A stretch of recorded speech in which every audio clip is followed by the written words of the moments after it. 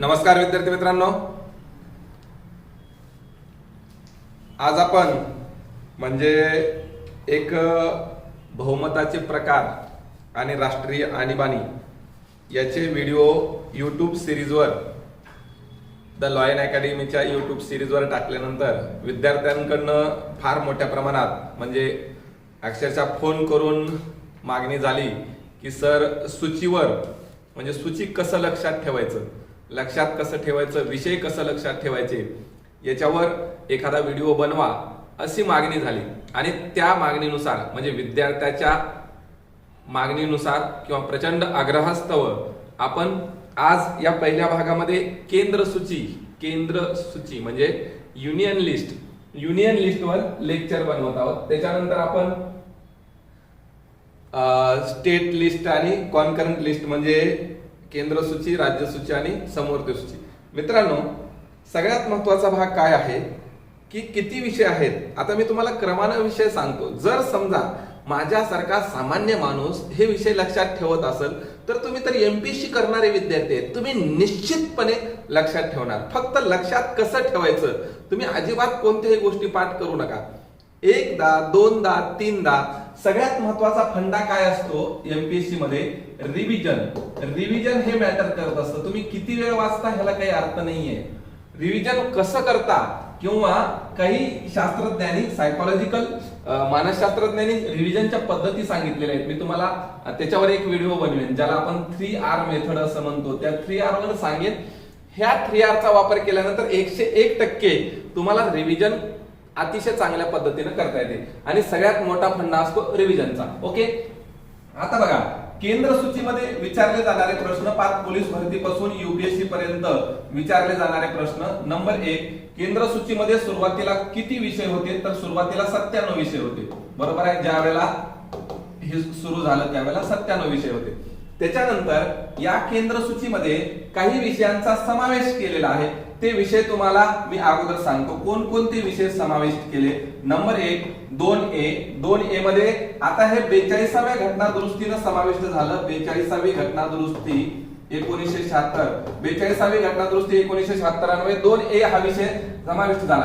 कोणते विषय समाविष्ट झाले, आता 1976 ला आणीबाणी चालू होती. आणीबाणी चालू असताना आपले जे सैनिक दल आहेत किंवा सैन्य दल आहेत किंवा सेना आहे किंवा सैन्य दल आहे यांना राज्यामध्ये तैनात करता यावं म्हणून राज्यात तैनात करता येणे आणि त्यांचे विशेष अधिकार हा विषय 2A न समाविष्ट झाला. तुम्हाला माहित आहे कशामुळे समाविष्ट झालं ते. ओके, 2A हा विषय समाविष्ट झाला. आता 2A हा विषय समाविष्ट झाला तर कधी समाविष्ट झाला म्हणून मी तुम्हाला सांगितलं 42वी घटना दुरुस्ती 1976.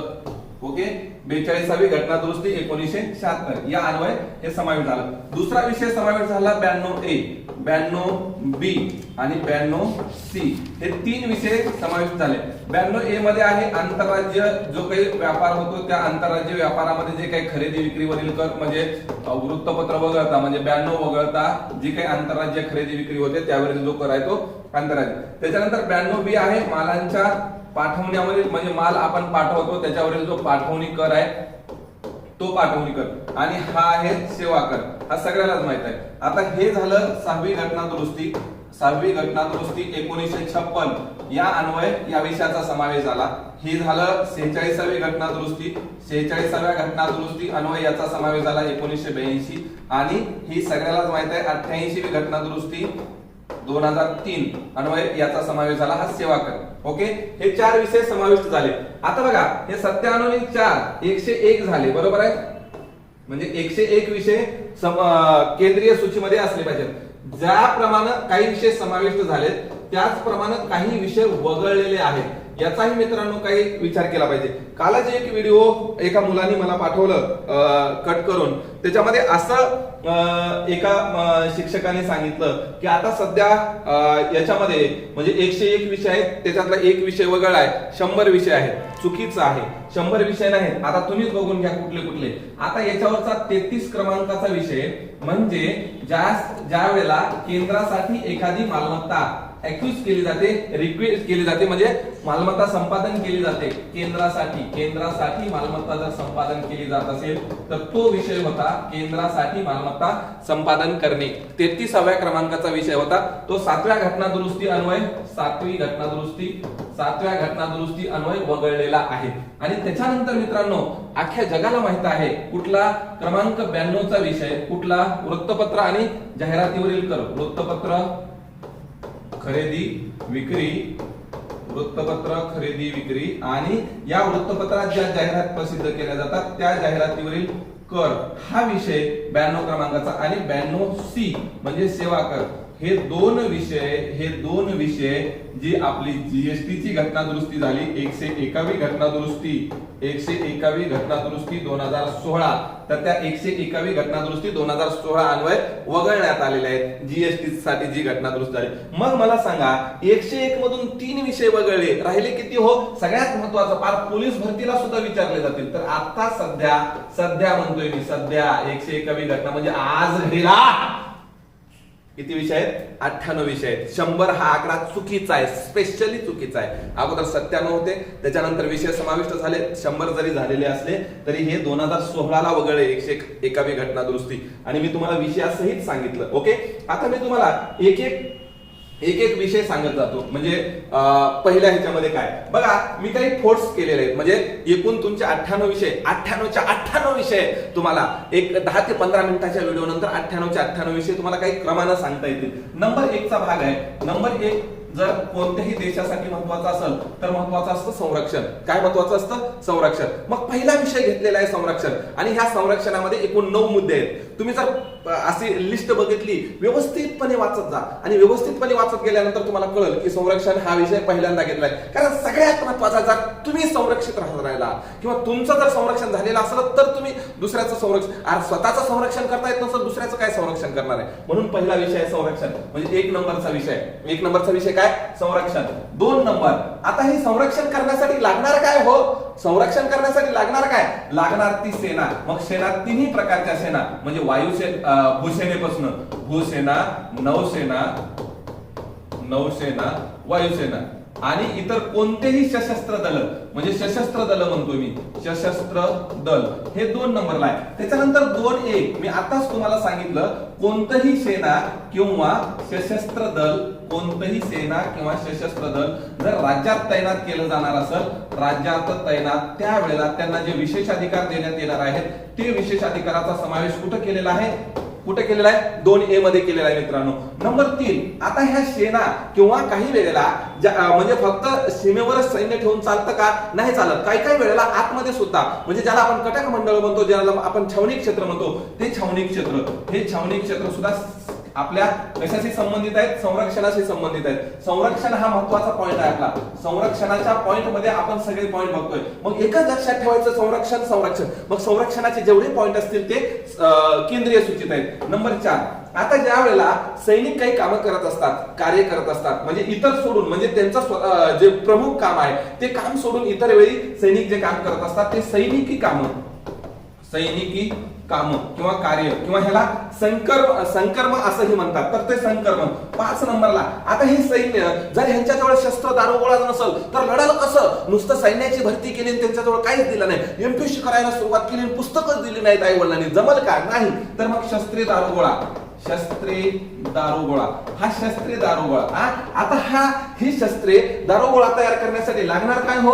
तुम्हाला अणुऊर्जा लागणार आहे ना, अणु ऊर्जा आणि त्याच्याशी संबंधित जे काही खनिज त्याच्यासाठी नंबर 6 म्हणजे अणुऊर्जाचा भाग. नंबर 7, आता हे अणुऊर्जा वगैरे सगळं झालं, संरक्षणासाठी सगळ्या गोष्टी झाल्या. पण जर संरक्षणासाठी निर्माण करणारी उद्योग जर दुसऱ्याच्या ताब्यात असतील, मग संरक्षणाच्या प्रयोजनार्थ जे काही उद्योग आहेत, संरक्षणार्थ किंवा संरक्षणाच्या प्रयोजनार्थ असणारे उद्योग हे केंद्र ठरवतं की संसद ठरवते कुठल्या ह्याच्यात जायचं आणि कुठल्या ह्याच्यात. बरं, हे सगळं झालं पण आपल्यावर कोणाचा हल्ला होणार, आपलं संरक्षण कसं होणार, ही गुप्तवार्ता पाहिजे ना. इस्रायल आणि इस्रायलची मोसाद संघटना एवढी स्ट्रॉंग का झाली? ज्या वेळेला इजिप्त आणि किंवा पॅलेस्टाईन असेल, त्या पॅलेस्टाईननं ज्या वेळेला हल्ला केला त्यावेळेला तो हल्ला अतिशय म्हणजे पहिल्याच मीटिंगच्या वेळेला हल्ला झाला.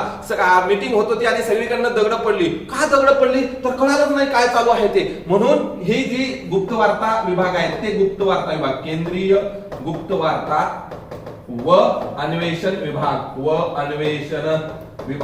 हा आहे कशाशी संबंधित आहे? आपल्या संरक्षणाशी संबंधित आहे. आणि 9 ला जर समजा एखादा व्यक्ती आपल्या संरक्षणाशी संबंधित असताना आपण जर त्याला अटक केली नाही तर ती प्रतिबंधात्मक स्थानबद्धता.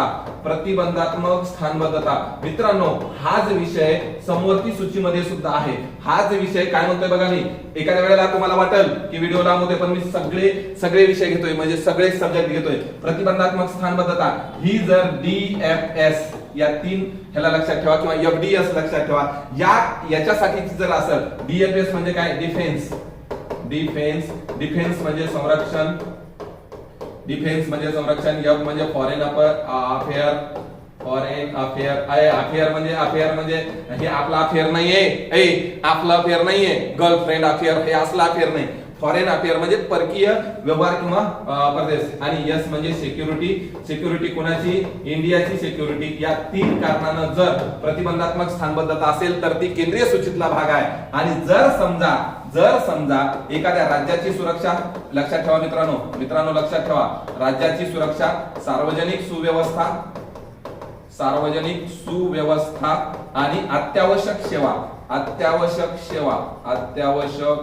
सेवा. एका प्रश्नपत्रिकेमध्ये मी वाचलं की त्यांनी सांगितलेलं होतं की प्रतिबंधात्मक स्थानबद्धता कशामुळे होते? प्रतिबंधात्मक स्थानबद्धता तर त्यांनी सांगितलं होतं राज्यसूचीचा विषय. अरे बाळ्या, बाबल्या, एक तर तो समवर्ती सूचीचा विषय असतो, नाहीतर एक तर तो केंद्रीय सूचीचा विषय असतो. जर FDS असाल, F म्हणजे फॉरेन अफेअर्स, D म्हणजे डिफेन्स आणि S म्हणजे सिक्युरिटी, भारताची सिक्युरिटी, जर या कारणानं प्रतिबंधात्मक स्थानबद्धता लागलेली असेल तर तो केंद्रीय सूचीचा विषय आहे. आणि या 3 कारणानं जर प्रतिबंधात्मक स्थानबद्धता लागलेली असेल तर तो समवर्ती सूचीचा कॉन्करंट लिस्टचा विषय आहे. अलग लक्षात. म्हणजे संरक्षण या ह्याच्यामध्ये एकूण किती विषय आहेत मित्रा? एकूण 9 विषय आहेत. 9चा 9 विषय तुम्हाला पटकन लक्षात राहतील. संरक्षण, ओके, काही अडचण नाही. हे झाले 9 विषय, 1 ते 9 विषय. आता परराष्ट्र हा विषय आहे 10 नंबरला. परराष्ट्र 9 पर्यंतचे विषय बघितले आपण. परराष्ट्र 10 नंबरला विषय. ओके. आता ह्या परराष्ट्रासाठी म्हणजे जर समजा आपले शेजाऱ्याची जसे संबंध असतात तसंच एका देशाचं दुसऱ्या देशाशी संबंध असणं गरजेचं असतं. दुसऱ्या देशाचा पाठिंबा असल्यानंतर आपण बघितलं 1971चा जो बांगलादेशाचा स्वातंत्र्य संग्राम झाला किंवा बांगलादेश युद्ध झालं त्याच्यामध्ये फार मोठ्या प्रमाणात आपल्याला त्याचा फायदा झाला. तर तसंच 11व्या नंबरला हे संबंध घडवून आणणारे कोण असतात? तर काउन्सिलर असतात, अँबॅसेडर असतात, त्यांना आपण राजदूत म्हणतो. तर ह्या राजदूतांचे कर्तव्य काय, अधिकार काय, या सगळ्या संघटना. आता दोन देशाचं मिलन घडवून आणणाऱ्या कोणत्या संस्था असतात? तर त्या संस्था असतात आंतरराष्ट्रीय संघटना. त्यांना आपण युनो असं म्हणतो, आंतरराष्ट्रीय संघटना किंवा त्यालाच आपण. आणि हे सगळ्यात महत्वाचं भाग आहे युनोमुळे किंवा आंतरराष्ट्रीय संघटनेमुळे एखाद्या देशाचे 12 वाजलेले आपण बघतो. बरं, आता ह्या आंतरराष्ट्रीय ज्या संघटना आहेत, या आंतरराष्ट्रीय संघटना काय करतात? आंतरराष्ट्रीय परिषदा घेतात.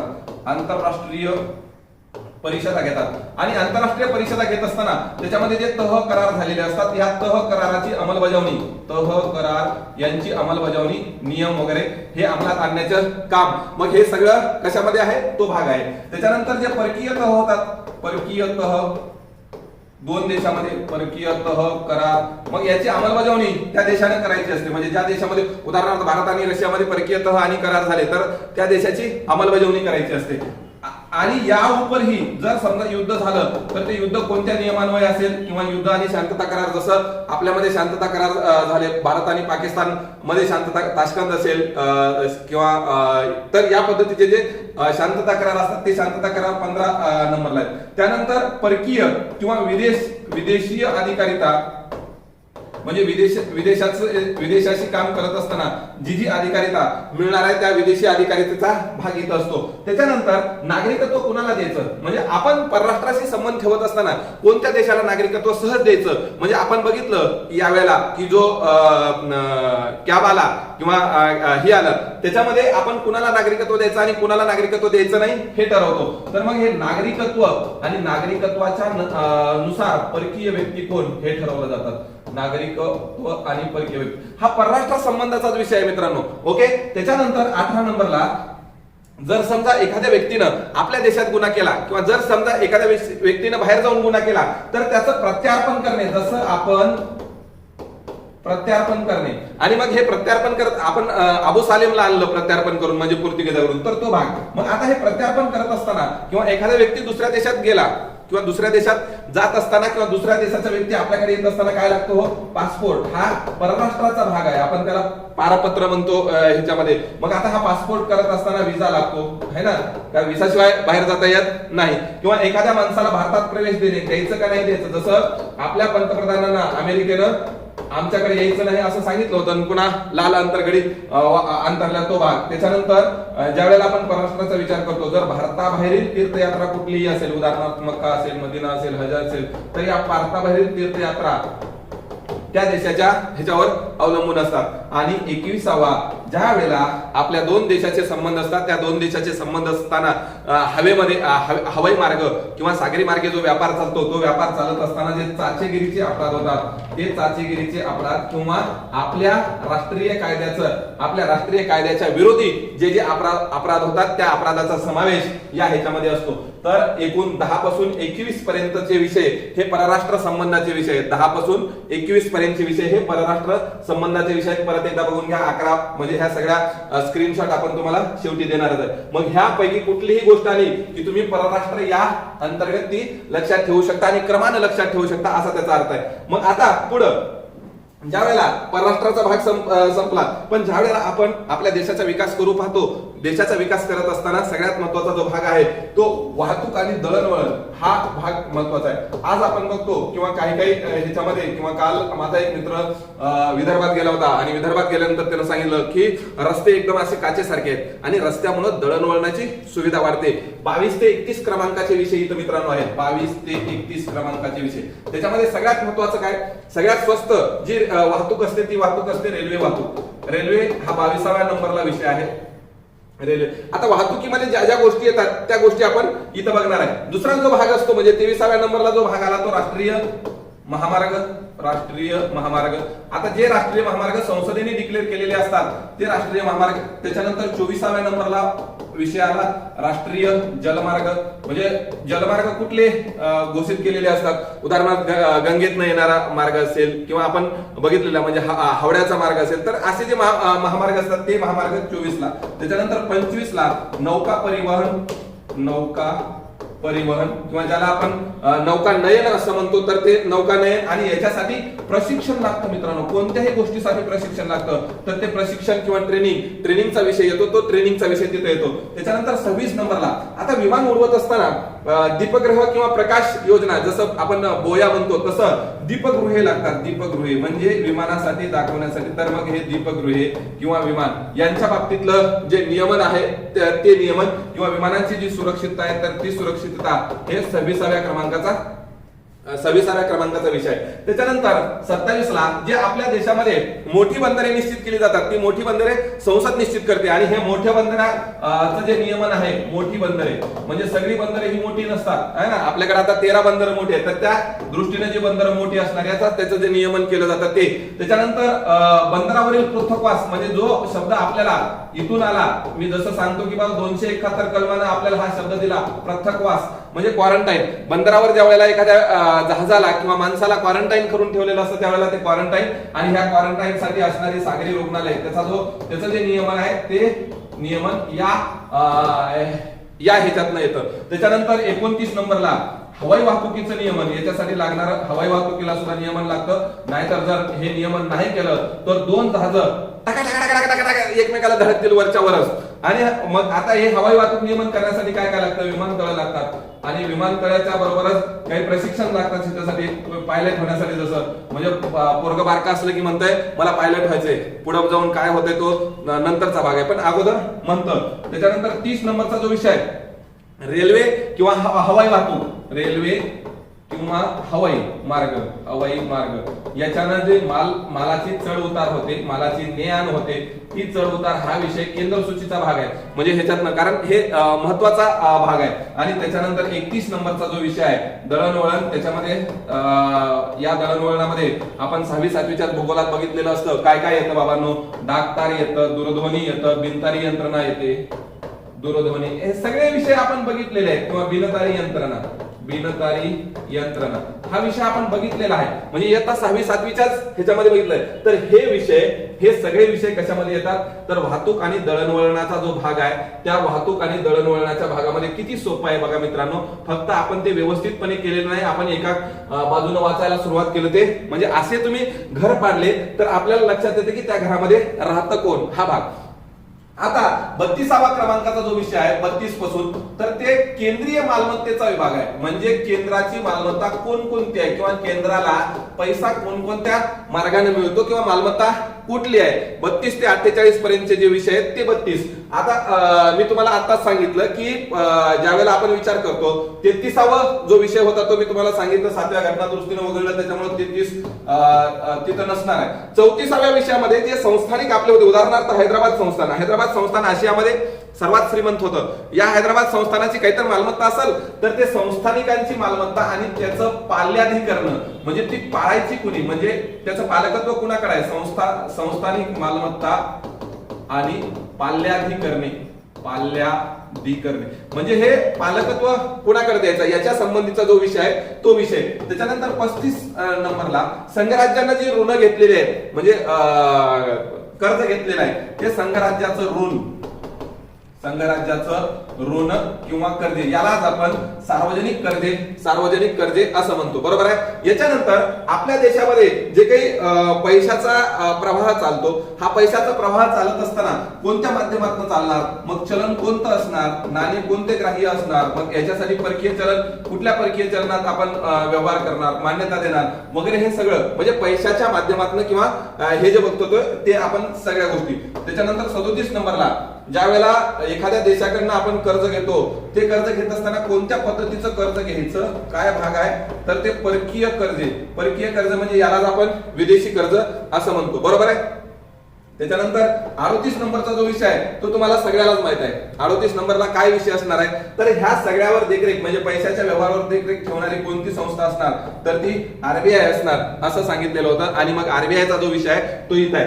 त्याच्यानंतर 39 नंबरला आरबीआयच्या नंतर आपल्या ज्या म्हणजे आपण बँकेमध्ये सेव्हिंग वगैरे ठेवतो, तसंच सेव्हिंग आपण पोस्ट ऑफिस मध्येही ठेवतो. तर त्या पोस्ट ऑफिसच्या सेव्हिंग ज्या गोष्टी आहेत, पोस्ट ऑफिस आणि पोस्ट ऑफिस मधल्या सेव्हिंग बँक जी आहे, सेव्हिंग बँक, तर त्या सेव्हिंग बँकेचा जो विषय येतो तो सेव्हिंग बँकेचा विषय येतो 39 नंबरला, बरोबर आहे. आता 40व्या नंबरला जे हा विषय अतिशय महत्वाचा आहे माझ्या दृष्टीनं.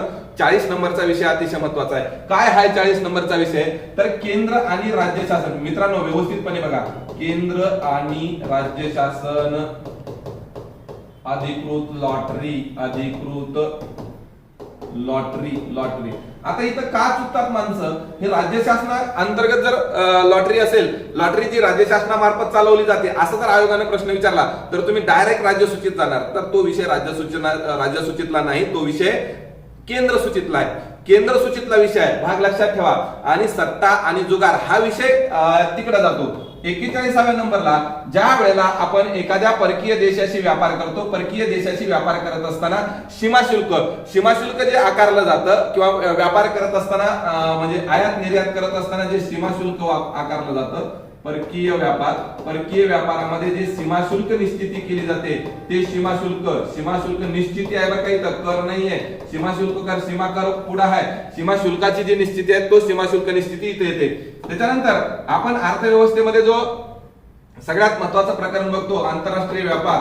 तर तो आंतरराष्ट्रीय व्यापार आणि त्याचं नियमन कसं होणार आहे त्याचा भाग असतो, तो केंद्र सूचीचा भाग आहे. आंतरराष्ट्रीय व्यापार आणि वाणिज्य काय आहे ह्याच्यामध्ये काय नाही, तो भाग व्यापार वाणिज्य. व्यापार आला की वाणिज्य त्याच्याबरोबर येत असतो हा भाग. त्याच्यानंतर आता या व्यापार करत असताना जे काही माल असतो किंवा मालाची ने आण केली जाते त्यावेळेला त्यांना ज्या वित्तीय कंपन्या सहाय्य करतात त्या वित्तीय कंपन्या माल बुडाला तर त्यांना देणाऱ्या विमा आणि बँक व्यवसायी म्हणतोय, म्हणजे जे बँक व्यवसाय करतात ते बँक व्यवसायी म्हणतोय बरं का मी, बँक व्यवसाय नाही. बँक व्यवसाय हा नंतरचा भाग आहे. त्याच्यानंतर बँक आणि विमा सोडून इतर जे निगम असतात आणि ते निगम जर आंतरराज्यीय व्यवहार करत असतील तर असे आंतरराष्ट्रीय निगम किंवा कंपन्या म्हणजे आंतरराज्य आहे त्याचा विषय येतो.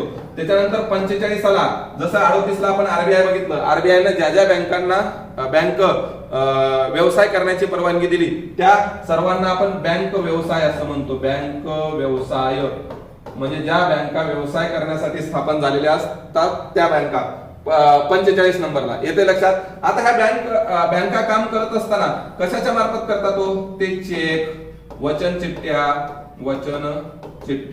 किंवा ज्याला आपण हे चेक म्हणजे धनादेश असं म्हणतो, तर ते धनादेश. 47 ला विमा व्यवसाय, विमा म्हणतोय मी, विमा. ओके, विमा हा केंद्र सूचीचा विषय आहे. आणि 48 नंबरला हे सगळा जो देशात म्हणजे 1992 चा स्कॅम लक्षात ठेवायचा. 48व्या नंबरला 1992 चा स्कॅम म्हणजे स्टॉक एक्सचेंज. तर एवढे विषय हे कशाशी संबंधित आहेत, केंद्रीय मालमत्तेशी संबंधित आहेत. एवढे विषय म्हणजे 48 पर्यंतचे विषय आपण बघितले. सगळे विषय तुम्हाला निश्चितपणे लगेच लक्षात राहतील. फक्त हा विषय इथं लक्षात ठेवा की ज्या वेळेला एखाद्या लॉटरीचा जो विषय आहे तो लॉटरी विषय जर केंद्र शासनाची असेल किंवा राज्य शासनाची असेल तरी काही फरक पडत नाही. ओके, 48 पर्यंत जे विषय बघितले मित्रांनो आपण, 48 पर्यंतचे सगळे विषय आपण बघून झालेले आहेत. आता काय आहे, आयात निर्यात आणि उद्योग याच्याशी संबंधित असणारे विषय. आयात निर्यात आणि उद्योग. आता मला सांगा, आयात निर्यात आणि उद्योगामध्ये सगळ्यात महत्वाचा काय भाग असतो, आयात निर्यात आणि उद्योगामध्ये आपण म्हणतो हा माझा विषय नाहीये. म्हणजे काय, म्हणजे हा माल माझा आहे. मग काय हे कशावरून ठरवतं, पेटंट्स किंवा ज्याला आपण व्यापार चिन्ह म्हणतो, स्वामित्व चिन्ह, व्यापार चिन्ह किंवा कॉपीराइट हा जो भाग आहे तो कोणाचा विषय आहे, हा केंद्र सूचीचा विषय आहे. केंद्र सूची म्हणजे पेटंट म्हणजे काय, एखाद्या वस्तूची निर्मिती झाल्यानंतर ती वस्तू कुणाच्या बापाची आहे. कॉपीराइट विथ सेम कंडिशन, एखाद्यानं ते लिहिलं तर लिहिलेलं कुणाचं आहे, हे लिहिलेलं कुणाचं आहे म्हणजे ज्याची निर्मिती असते तो निर्मितीचा भाग. माझ्या दृष्टीनं जसं मी तुम्हाला केंद्र शासन आणि राज्य शासनाची लॉटरी सांगितली त्याच पद्धतीने हाही विषय अतिशय महत्वाचा आहे. वजन मापे याची मानकं निश्चित करणे, वजन मापे मानके निश्चित करणे. हे बघल्या आलं का लक्षात तुझ्या, लिहून घे, वजन मापे मानकं निश्चित करणे. आता ज्या वेळेला इथे एक गोम आहे, ज्या वेळेला वजन मापे हा विषय येतो, ओन्ली वजन मापे, त्यावेळेला हा विषय समवर्ती सूचीचा विषय आहे. वजन मापे फक्त जर आलं तर तो विषय कुठला आहे, समवर्ती सूचीचा विषय आहे. आणि ज्या वेळेला म्हणजे वजन माप याची मानकं निश्चित करणं हा विषय येतो त्यावेळेला तो विषय. त्याच्यानंतर हे बघा, आपली गुणवत्ता किंवा आपली ही कशावरून ठरत असते, तुम्ही बाहेर जो माल विक्री करताय तो माल आपण म्हणतो ना एक्सपोर्टेड क्वालिटी आहे. म्हणजे एक्सपोर्टेड असले की आपल्या घरातल्याला खायलाच नसतं, चांगलं चुंगलं बाहेर विक्रीला, आणि जे काही गाळ राहिलंय ते आपल्याला खायला असतं. मग कशा तब्येती सुधारतील, तर मग अशा ह्याच्यामध्ये जे आंतरराष्ट्रीय किंवा आंतरराज्यीय किंवा आंतरराज्यीय निर्यात करणाऱ्या मालासाठीची मानकं, ही सुद्धा हा विषय म्हणजे राज्याच्या बाहेर आहे. म्हणजे महाराष्ट्रानं गुजरातला जर काही विक्री केलेला असेल तर ती विक्री सुद्धा याचा भाग आहे. त्याच्यानंतर 52 ला केंद्र सरकारच्या नियंत्रणात कोणती उद्योग असतील, केंद्र सरकार आणि केंद्र सरकारच्या नियंत्रणामध्ये कोणते उद्योग असतील हे ठरवण्याचा अधिकार केंद्र सरकार आहे. मित्रांनो, सगळ्यात महत्त्वाचा भाग लक्षात ठेवा. केंद्र सूची म्हणजे काय? पूर्णपणे आपण जे संघराज्याची बाब स्वीकारलेली आहे त्या संघराज्यामध्ये सुद्धा आपण केंद्राला प्रमाण मानून किंवा केंद्राला प्रभुत्व संपादन करून केंद्राकडे जास्तीत जास्त विषय दिलेत. तुम्ही सगळ्या विषयाचा केंद्र सूचीचा जर अभ्यास केला तर त्याच्यामध्ये आपण सगळ्यात जास्त विषय ठेवलेत केंद्र सूचीवर. आणि केंद्र सूचीवर अधिकार कोणाचा असतो? केंद्राचा. म्हणजे आपण जास्तीत जास्त केंद्राला झुकतं माप दिलेलं आहे असा त्याचा अर्थ आहे. ओके. 53. आता हे सगळे जे व्यवसाय चालतात किंवा व्यापार चालतात ते व्यापार कोणत्या ह्याच्यावर चालतात? तर खनिज तेल. आज आपण बघतो की पेट्रोलच्या किमती 104 रुपयापर्यंत गेल्या. मग माझे काही मित्र म्हणतात कुणाला मतदान करणे हा भाग नाहीये. मित्रांनो, 27-28 रुपयाला पेट्रोलचे म्हणजे लिटर मागे दर असतो, परंतु जो त्याच्या पाठीमागे कर लागतो, केंद्राचा कर लागतो आणि राज्याचाही कर लागतो. केंद्राच्या करातनं 50% भाग पुन्हा परत इकडे मिळतं, म्हणजे जो काही वाटा राज्याला ठरलेला असतो तो. तर हे खनिज तेल, पेट्रोलियम पदार्थ आणि ज्वालाग्राही पदार्थ यांचा समावेश कुठं होतो? केंद्र सूचीत होतो. आता मग पेट्रोलची किंमत वाढली म्हणजे फक्त केंद्र शासनाचा भाग नाहीये. मग लगेच काही जण म्हणतील असं कुठं असतं का? जे सार्वजनिक महत्वाच्या खाणी आहेत, सार्वजनिक महत्वाच्या म्हणजे हे केंद्राचे असतात. सार्वजनिक महत्वाच्या नुसतं खाणी आणि खाणीचं नियमन असलं तर तो राज्य सूचीचा भाग आहे. खनिजे याचं नियमन म्हणजे जे केंद्राच्या अखत्यारीत असतं किंवा सार्वजनिक महत्वाचं असतं. सार्वजनिक म्हणजे राष्ट्राच्या दृष्टीने त्याचं महत्व असतं तो भाग. त्याच्यानंतर 55ला जे तेल क्षेत्र आहेत किंवा त्या जे खनिकर्म आहे या खाणीमध्ये जे कोणी कामगार काम करतात, खाणी असतील काम करणारे जे कामगार असतात त्या कामगाराच्या म्हणजे श्रमिकाचं जे नियमन आहे, म्हणजे त्यांना एवढं म्हणजे आपलं जीव धोक्यात घालून ते बिचारे काम करतायत. आणि मग जीव धोक्यात घालून काम करत असताना त्यांना काहीतरी सुविधा असल्या पाहिजे, त्यांचं काहीतरी चांगलं झालं पाहिजे असा जो काही भाग आहे तो भाग म्हणजे श्रमिक नियम 55ला. त्याच्यानंतर 56ला ज्या आंतरराज्यीय नद्या आहेत, आंतरराज्यीय नद्या ह्या कुठल्याही राज्याच्या मालकीच्या नसतात तर त्या केंद्राच्या मालकीच्या असतात. आणि मग यांचं नियमन करत असताना तो विषय केंद्र सूचीत टाकला आहे. आणि केंद्र सूचीत टाकत असताना काय केलेलं आहे? केंद्राला अधिकार दिलेला आहे. 57 नंबर ज्याला आपण जलाधी क्षेत्राबाहेरील मासेमारी, जलाधी क्षेत्राबाहेरील मासेमारी म्हणजे आपलं जे क्षेत्र आहे नॉटिकल मैल असं म्हणतो आपण, आपला जिथपर्यंत आपल्या बापाचा अधिकार आहे ते क्षेत्र सोडून त्या जलाधी क्षेत्राबाहेरील मासेमारीचा ज्या वेळेला आपण विचार करतो त्यावेळेला ती मासेमारी. 58 ज्याच्यासाठी आपल्या म्हणजे आपण राष्ट्रपिता म्हणतो महात्मा गांधी यांनी आंदोलन केलं ते मीठ उत्पादन वितरण पुरवठा, मीठ उत्पादन वितरण आणि पुरवठा म्हणजे पुरवठा कसं करायचं मिठाचं. कारण मीठ त्यावेळेला म्हणजे कारण मिठासाठी हे एवढं मोठं आंदोलन झालेलं होतं आणि त्याच्यासाठी म्हणून हा विषय इथं टाकलेला असू शकतो. त्याच्यानंतर निर्यात किंवा औषध निर्मितीसाठी जी आफू लागवड केली जाणार आहे ती आफू लागवड विक्री आणि त्याची जी काही ही आहे तो आफू हा औषध निर्मितीसाठीचा अतिशय महत्वाचा भाग आहे आणि म्हणून तो महत्वाचा भाग तिथं असला पाहिजे. त्याच्यानंतर त्या स्वातंत्र्य मिळाल्यानंतर चित्रपट निर्मितीला सुरुवात झालेली होती, अजून त्याच्यामध्ये भरपूर ही होणं गरजेचं होतं म्हणून चित्रपट निर्मिती आणि त्याचं जे प्रदर्शन आहे त्या प्रदर्शनाला मंजुरी म्हणजे सेन्सॉर बोर्ड जो आपण म्हणतो तो सेन्सॉर बोर्ड केंद्राच्या अखत्यारीत असतो. आणि 61 नंबरला शेवटचा जो पॉइंट आहे याच्यातला तो भाग असा आहे की कर्मचारी किंवा कामगार या कामगाराशी संबंधित जे औद्योगिक वाद आहेत आणि ह्या औद्योगिक वादासंबंधीचे कायदे करण्याचा अधिकार कोणाला आहे? केंद्राला. तर आयात निर्यात आणि उद्योगाच्या संबंधित एवढे विषय आहेत 49 पासून 61 पर्यंतचे म्हणजे असे 12 13 विषयाचे हे आहेत. म्हणजे इथपर्यंतचे विषय मित्रांनो महत्वाचे आहेत. पुढचे विषय अतिशय मोठे आहेत परंतु मी तुम्हाला छोट्या शब्दात सांगण्याचा प्रयत्न करतो. आता ज्या शिक्षण आणि प्रशिक्षण संस्था किंवा स्मारक आहेत त्या स्मारकाचा जो भाग आहे तो भाग इथं येतो.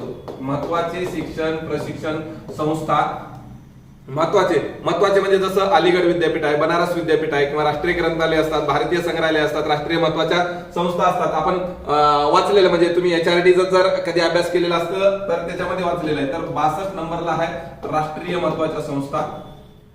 राष्ट्रीय महत्वाच्या संस्था त्याच्यामध्ये राष्ट्रीय महत्वाच्या संस्थांमध्ये राष्ट्रीय ग्रंथालय येतात, भारतीय संग्रहालय येतात, ते सगळ्या गोष्टी तिथे येतात. त्याच्यानंतर 63 मध्ये म्हणलेलं आहे अगोदर बनारस आणि अलीगड या दोन विद्यापीठाचा त्याच्यामध्ये समावेश होतात, परंतु त्याच्यानंतर दिल्लीची निर्मिती झाल्यानंतर दिल्ली विद्यापीठाचाही त्याच्यामध्ये समावेश करण्यात आला. तर संसदेने ज्या घोषित केलेल्या असतात असं बनारस, अलीगड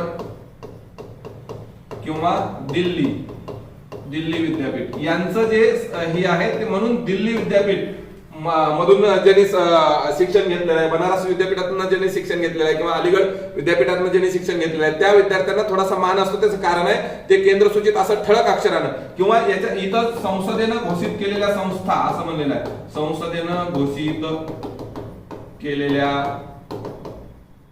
संस्था, नाहीतर विद्यापीठाचा जो नियम आहे ना तो विद्यापीठीय शिक्षण किंवा तांत्रिक संस्थेचं जे शिक्षण आहे ते तांत्रिक संस्थेचं शिक्षण तिकडे येतं, बरोबर आहे, ह्याच्यामध्ये आपलं समवर्ती सूचीमध्ये. परंतु इथं ज्या महत्वाच्या संस्था आहेत त्या महत्वाच्या संस्था सगळ्या केंद्र सूचीत येतात. त्याच्यानंतर 64वा विषय आहे महत्वाच्या वैज्ञानिक व तांत्रिक संस्था. वैज्ञानिक म्हणजे सायंटिफिक आणि टेक्निकल किंवा तांत्रिक संस्था म्हणजे AICTE असं जे म्हणतो आपण, म्हणजे तुमचे पॉलिटेक्निकल कॉलेज किंवा इंजिनिअरिंग कॉलेज जे असतात त्या सगळ्या गोष्टी. त्याच्यानंतर 65चा विषय आहे हा फौजदाराशी संबंधित आहे. म्हणजे ज्या ज्या गोष्टी महत्वाच्या संस्था आहेत पण त्या कशाशी संबंधित आहेत, पोलीस, अन्वेषण किंवा गुन्हे शोध याच्याशी संबंधित ज्या ट्रेनिंग देणाऱ्या संस्था म्हणजे ट्रेनिंग देणाऱ्या म्हणजे प्रशिक्षण संस्था आहेत, या प्रशिक्षण संस्थांचाही समावेश कशामध्ये होतो, तर यांच्यामध्ये होतो. त्याच्यानंतर 66 नंबरला जे आपण उच्च शिक्षण म्हणतो त्या उच्च शिक्षण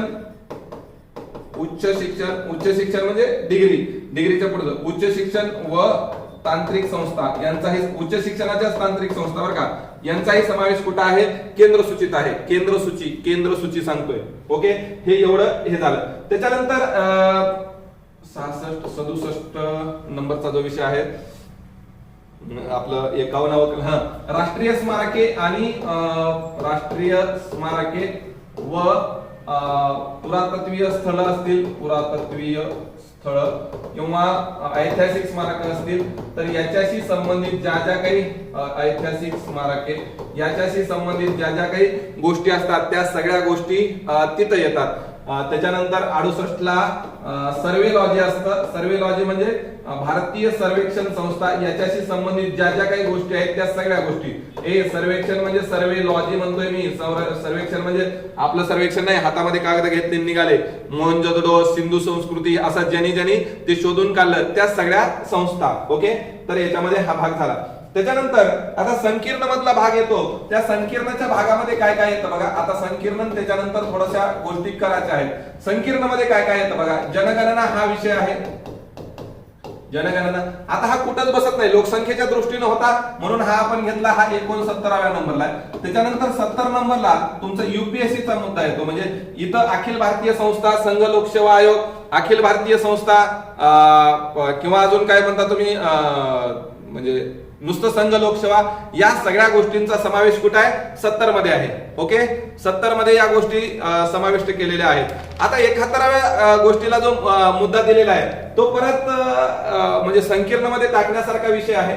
कारण जे जे पेन्शन्स असतात कुणाला एकत्रित निधीतून मिळणारे पेन्शन, खरं तर हा मुद्दा आपण मालमत्तेमध्ये घ्यायला पाहिजे होता पण तुम्हाला तो एकदम कळणार नाही. एकत्रित निधी म्हणजे संचित निधी आणि या संचित निधीतून ज्यांना ज्यांना पेन्शन्स दिली जातात ते पेन्शन्स आहेत 71व्या क्रमांकाला. आता पेन्शन देत असताना कुणाला पेन्शन दिलं जात आहे तेही पुढे सांगितलेलं आहे. 72 नंबरला आपल्या ज्या म्हणजे हा केंद्रीय निवडणूक आयोग आहे. म्हणजे लोकसभा, राज्यसभा, विधानसभा, विधान परिषद, राष्ट्रपती, उपराष्ट्रपती यांच्या ज्या निवडणुका होतात तो केंद्र सूचीचा भाग आहे. आणि खालच्या ज्या निवडणुका होतात जो राज्य निवडणूक आयोगामार्फत स्थानिक स्वराज्य संस्थेच्या घेतल्या जातात तो राज्य सूचीचा भाग आहे. हा भाग तिथे लक्षात ठेवा. नंतर 73 मध्ये संसद संसद सदस्य, दोन्ही सभागृहाचे जे पीठासीन अधिकारी असतात ते पीठासीन अधिकारी यांचे जे वेतन भत्ते आहेत ते वेतन भत्ते 73 मध्ये सांगितले, किंवा त्यांचे पेन्शन्स वगैरे, वेतन भत्ते वगैरे ह्या सगळ्या गोष्टी 73 मध्ये सांगितले. त्याच्यानंतर हे बघा, आता संसदेचीच कलम सुरू झाली त्या पद्धतीने इकडे बी सूचीमध्ये ते सांगितले. संसद सदस्यांचे जे विशेष अधिकार आहेत किंवा संसदेचे जे विशेष अधिकार आहेत ते विशेष अधिकार इथं सांगितलेले आहेत. विशेष अधिकार 75 ला राष्ट्रपती, राज्यपाल किंवा तुमचे केंद्रीय मंत्री आहेत, ह्या सगळ्या गोष्टी तिथंच आहेत ना. किंवा कॅग असेल बघा 75 आपले प्रेसिडेंट म्हणजे राष्ट्रपती, राज्यपाल, केंद्रीय मंत्री आणि बरोबर मंत्रिमंडळ 75 मध्ये जाईल का. केंद्रीय मंत्री किंवा कॅग यांचे वेतन भत्ते, त्यांचे अधिकार काय असणार आहेत वगैरे वगैरे, किंवा पेन्शन कुठून दिली जाणार आहे वगैरे वगैरे, ह्या सगळ्या गोष्टी तिथे आहेत. आणि 76 बरोबर आपल्या 76 ला म्हणजे आपलं कॅग पुढे आहे, पण 76 ला महान्यायवादी आपलं, तर त्या महान्यायवादीच्या ठिकाणी काय आहे, लेखे. आणि इथं लेखेमध्ये लक्षात ठेवा बरं का, आयोग इथं प्रश्न विचारू शकतो. का विचारू शकतं, तर कारण इथं केंद्र व राज्य या दोघांचीही लेखे आणि त्याची लेखापरीक्षा या लेख्यांची लेखापरीक्षा म्हणजे राज्याच्या लेख्याची सुद्धा लेखापरीक्षा ही केंद्राचा विषय आहे. हा भाग इथं लक्षात ठेवा. ओके, हा भाग झाला संकीर्ण मध्ये एवढे मुद्दे सांगितलेले आहेत. पुढे आता न्यायालयाचा विषय आहे. दोन ते तीनच पॉइंट आहेत न्यायालयामध्ये. आता न्यायालयामध्ये सगळ्यात महत्वाचा जो भाग आहे त्याच्यामध्ये 7-7 लक्षात ठेवायचं. 7-7 म्हणजे सत्ता, पॉवरफुल असतं. पॉवरफुल म्हणजे आपल्या इथं पॉवरफुल कोण आहे, सर्वोच्च न्यायालय. सर्वोच्च न्यायालय पॉवरफुल आहे ना. आणि सत्या म्हणजे ज्याची सत्ता ते सर्वोच्च न्यायालय. याचं संपूर्ण सर्वोच्च न्यायालय गठन करणे किंवा स्थापना, रचना, अधिकार सगळं, रचना, स्थापना, अधिकार. ओके, आता दुसरा जो विषय आहे तो विषय असा आहे की सर्वोच्च न्यायालयाच्या न्यायिक प्रशासनाचा जो भाग असतो 77-78 मध्ये सरळ सांगितलेलं आहे. हे जसं आहे तसं म्हणजे रचना, स्थापना, अधिकार. परंतु इथं सांगितलंय अधिकारी व कर्मचारी वगळून. अधिकारी व कर्मचारी वगळून. ओके, आणि सर्वोच्च म्हणजे इथं सगळ्या म्हणजे उच्च न्यायालयाचं रचना, उच्च न्यायालयाची स्थापना आणि उच्च न्यायालयाचा अधिकार सुद्धा कुठे येतं, केंद्र सूचित. मग आपल्याला लगेच वाटतं उच्च न्यायालय म्हणले की राज्याकडे आहे आणि मग ते राज्य सूचित असेल, तर नाही. हा भाग सगळ्यात महत्वाचा तिथं लक्षात घेणं गरजेचं आहे. त्यानंतर 79 ला ज्या उच्च न्यायालयाची निर्मिती, रचना किंवा अधिकार केंद्र सूचितला भाग आहे त्याच उच्च न्यायालयाची अधिकारिता कुठं असेल म्हणजे एखाद्या केंद्रशासित प्रदेशावर अधिकाराचं विस्तारीकरण किंवा निर्मूलीकरण. मग हे अधिकार कुठपर्यंत द्यायचे याचं जे विस्तारीकरण आहे ते विस्तारीकरण तिथं सांगितलेलं आहे. ओके, हे 3 विषय न्यायालयाशी संबंधित आहेत. त्याच्यानंतर जे 2 विषय अगोदरच टाकणं गरजेचं होतं असं मला वाटतं. बरोबर आहे, म्हणजे जिथं 2A होतं तिथंच हा 80 म्हणजे 79 पर्यंत झालं 80. मग ह्याच्यात काय सांगितलंय, एखाद्या राज्यातलं राज्य पोलीस दल दुसऱ्या राज्यात तैनात करणे. म्हणजे काय हो, तुम्ही जर कधी बघितलं असेल एखादं सेन्सिटिव्ह तैनात करणे म्हणजे एखादं सेन्सिटिव्ह निवडणुकीच्या वेळेला जर केंद्र असेल तर सेन्सिटिव्ह केंद्र असताना आपल्या इथलं पोलीस SRPF तिकडे जातं, आंध्र प्रदेशची पोलीस इकडे येतात किंवा काही वेळेला ITBP सुद्धा मागितलेलं असतं, तर तो भाग इथं येतो. त्याच्यानंतर 81 मध्ये आंतरराष्ट्रीय किंवा आंतरराज्य जे स्थलांतर आहे किंवा आंतरराष्ट्रीय पृथकवास असं म्हणतो आपण, तर ते आंतरराष्ट्रीय पृथकवास इथं आहे. आंतरराष्ट्रीय स्थलांतर किंवा पृथकवास ज्याला आपण रिफ्युजी वगैरे अशा गोष्टी म्हणतो ना, ते पिक्चर निघतात, ते पिक्चर ह्याच्यावरच निघतात. ओके, आणि शेवटचा जो भाग आहे तो कर आहे म्हणजे केंद्रीय कर किंवा केंद्राचे कर, राज्याचे कर. इथं एक सरळ ट्रिक्स सांगतो अगोदर. अशी उनी भामा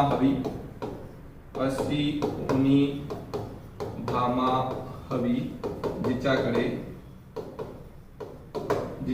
म्हणजे अशी एक उनी भामा हवी आहे की ज्याच्याकडे स्टॉक एक्सचेंजचे चेक आहेत किंवा रोखे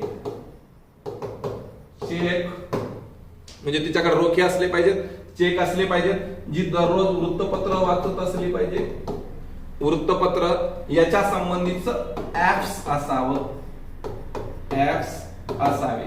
म्हणजे एमपीएससीचं पोरग आहे आणि एमपीएससीचं पोरग ज्यावेळेला पोरगी बघायचा विचार करते, पोरगी बघताना म्हणते अशी एक उनी भामा हवी, उनी भामा की जिच्याकडे रोखे असावेत, चेक असावं, वृत्तपत्राचं ऍप्स असावं, एक म्हणजे पैसे मिळावे. हा म्हणजे 82 पासून सुरुवात होतात विषय. 82 आयकर, आ म्हणजे आयकर. 83 सी म्हणजे सीमा शुल्क, सी म्हणजे सीमा शुल्क. उ 84 उ म्हणजे उत्पादन कर, त्याला अबकारी कर असं म्हणतो, उत्पादन किंवा अबकारी कर. 84 85 निगम कर, निगम कर. 86 भांडवली मालमत्ता कर किंवा भांडवली कर, भांडवली कर. 87 मालमत्ता कर, मालमत्ता कर. 88 जी मालमत्ता वारसाकडे जाते म्हणजे हस्तांतरण कर, हस्तांतरण कर.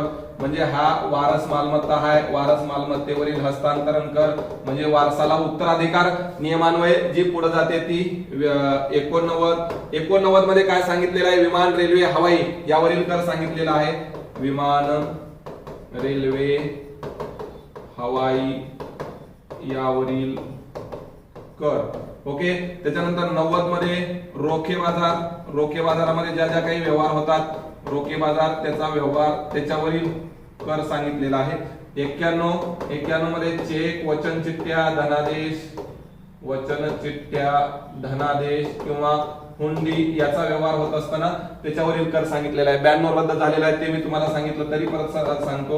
वृत्तपत्र खरेदी विक्री व्यवहार, वृत्तपत्राची खरेदी विक्री आता ते जीएसटी मध्ये आलं आणि वृत्तपत्रात ज्या जाहिराती दिल्या जातात त्या जाहिरातीवरील कर हा 92 आहे. त्याच्यानंतर 92A इथं वर लिहितो. 92A आता मी तुम्हाला सांगितलं होतं, वृत्तपत्र वगळता जे काही आंतरराज्य खरेदी विक्री होते, आंतरराज्य खरेदी विक्री त्याच्यावरील कर वृत्तपत्र वगळता म्हणून ए लिहिलं इथं. ए इथपर्यंत आलं बघा. पी 92B पी म्हणजे मालाची जी पाठवणी होते एका राज्यातून दुसऱ्या राज्यात है ना, आपल्या बी गर्लफ्रेंडची पाठवणी होते आपल्याकडनं दुसरीकडं, तर तो पाठवणी कर. आणि 92C ला मी तुम्हाला सांगितलं होतं सी फॉर सेवा कर. सेवा कर म्हणजे जे जे व्यवसाय करतात किंवा जे जे नोकरी करतात त्यांच्यासाठी सेवा कर. तर हे कर झाले 82 पासून 92C पर्यंत. 82 ते 92C हे कर केंद्राचे कर आहे ते. ओके. काय सांगितलं, अशी उनी भामा हवी, अशी उनी भामा हवी जिच्याकडे चेक रोखे असावेत. रोखे म्हणजे पैसे, म्हणजे आपल्याला काम करायची गरज नाही, कारण बिचारा एवढं एमपीएससी करू थकलं, आता किती काम करणार आहे. म्हणून जिच्याकडे असे रोखे, चेक किंवा वृत्तपत्र असावीत, वृत्तपत्राचा ऍप्स असावं, ती मला बायको म्हणून शोभेल असा त्याचा अर्थ आहे. त्याच्यानंतर आता पुढचं संकीर्ण राहिलेलं आहे, म्हणजे जे की आता 93चा विषय. 93 मध्ये काय, हे जे सगळे विषय आहेत या संबंधी जर अपराध घडले तर ते अपराध केंद्र सूचीचा भाग आहे. म्हणजे या विषयाशी संबंधित जे 1 पासून 92C पर्यंतचे विषय आहेत त्या विषयाशी संबंधित जर काही अपराध घडलं तर ते अपराध. 94 या विषयाशी संबंधित चौकशी, सर्वेक्षण आणि आकडेवारी, या विषयाशी संबंधित चौकशी असेल, सर्वेक्षण असेल किंवा आकडेवारी असेल, हे कुणाचा विषय आहे, कुणाचा, केंद्र सूचीचा. म्हणजे या विषयाशी संबंधित गोष्टी सुरू झाल्या. ओके. त्याच्यानंतर सर्वोच्च न्यायालय सोडून इतर न्यायालय यांची या विषयाच्या संबंधाने काय अधिकारिता असणार, म्हणजे त्या विषयात त्यांना अधिकार असणार का नाही असणार हे ठरवण्याचा अधिकार केंद्राचा आहे. म्हणजे केंद्र सूचीतला विषय असल्यामुळे तो केंद्राचा भाग आहे. त्याच्यानंतर या विषयासाठी जर काही करायचं असेल तर त्याला किती फी असेल ही फी ठरवण्याचा, याच्यामध्ये न्यायालयीन फी वगळता असं म्हणलेलं आहे. न्यायालयीन फी वगळता असं म्हणलेलं आहे. आणि 97 मध्ये सूची 2 आणि सूची 3 म्हणजे जे विषय राज्य सूचीतले आणि समोरची सूचीतले नाहीत ते सर्व विषय कुठं केंद्र सूचीमध्ये समाविष्ट असतील. असं एकूण 97 विषयाची केंद्र सूची आहे मित्रांनो. एवढं सोपं हा भाग आहे. परत एकदा आपण सगळ्या म्हणजे तुम्ही एक एक स्क्रीनशॉट काढून घ्या. स्क्रीनशॉट जर तुम्हाला आवश्यक वाटत असेल तर स्क्रीनशॉट काढून घ्या. पहिला भाग मी तुम्हाला सांगितला की किती विषय आहेत, अगोदर किती विषय, त्याच्यानंतर किती समावेश झाले, किती रद्द झाले, हे विषय सांगितले. त्याच्यानंतर पहिल्यांदा सांगितलं संरक्षणामध्ये कोणकोणत्या गोष्टी येतात ह्या सगळ्या गोष्टी सांगितल्या. आणि प्रतिबंधात्मक स्थानबद्धता व्यवस्थितपणे लक्षात ठेवा. इथं फक्त प्रतिबंधात्मक स्थानबद्धता थोडं सही आहे, नाहीतर सेना वगैरे अणुऊर्जा तुम्ही एक दोनदा जरी हे वाचलं ना तुम्हाला लगेच लक्षात येईल. त्याच्यानंतर परराष्ट्र संबंध राजदूत पासून सुरू होतात आणि चाचेगिरीच्या अपराधापर्यंत होतात. मग पासपोर्ट आहे, प्रत्यार्पण आहे, नागरिक आहे, सगळं म्हणजे आता तुम्हाला एवढे सोपे वाटत असतील की काहीच वाटत नसेल की एवढं सोपं कसं काय झालं. त्याच्यानंतर वाहतूक आणि दळणवळण करत असताना तिन्ही मार्गाची वाहतूक दळणवळण आहे. पण जे रस्ते पंतप्रधान योजनेअंतर्गत असतात किंवा ग्रामीण रस्ते असतात किंवा राज्य रस्ते असतात ते ह्याच्यात येत नाहीत. परिवहन, हवाई, दीपगृह लक्षात ठेवा, मोठी बंदरं. ओके. त्याच्यानंतर केंद्राची मालमत्ता काय काय असते त्याच्यामध्ये व्यापार आहे, बँक व्यवसाय आहे, बँक व्यवसायी आहे, विमा आहे ना, स्टॉक एक्सचेंज आहे, वचन चिठ्ठ्या वगैरे ह्या सगळं असं जर केलं. आता इथं सगळ्यात महत्वाचा हा भाग मला वाटतो केंद्र आणि राज्य शासनाच्या अधिकृत लॉटरी, राज्य शासनाची लॉटरी हा केंद्र सूचीचा भाग आहे. त्याच्यानंतर आयात निर्यात, मग आयात निर्यात करत असताना वजन माप हा भाग मला सगळ्यात इम्पॉर्टंट वाटतो. त्याचबरोबर पेटंट्स आहे, कॉपीराइट्स आहे किंवा नियंत्रण उद्योग कोणाला मिठाचा आहे, आंतरराज्य नद्या, म्हणजे एकदम सोपं करून तुम्हाला सांगितलेलं आहे. शिक्षण प्रशिक्षण संस्था त्याच्यामध्ये जे विद्यापीठ आहेत ते महत्वाची विद्यापीठ याच्यामध्ये येतात किंवा स्मारके असतील किंवा तांत्रिक शिक्षण संस्था किंवा वैज्ञानिक शिक्षण संस्था त्याचा समावेश होतो. ओके.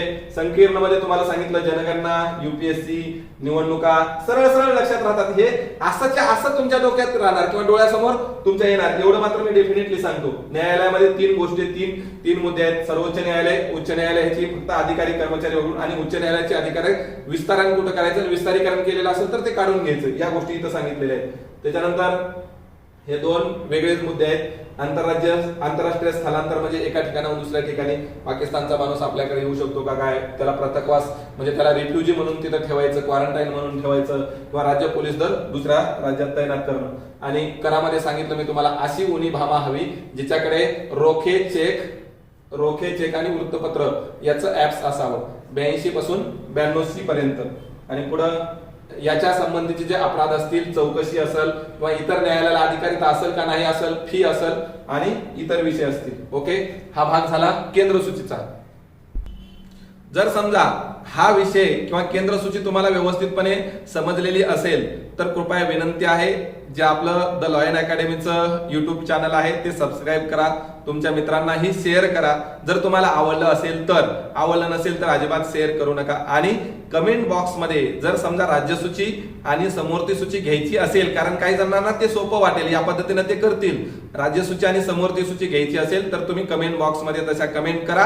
आणि जर खरोखरच हा व्हिडिओ आवडलेला असेल तर नक्की शेअर करा. धन्यवाद. मंडळ आभारी आहे.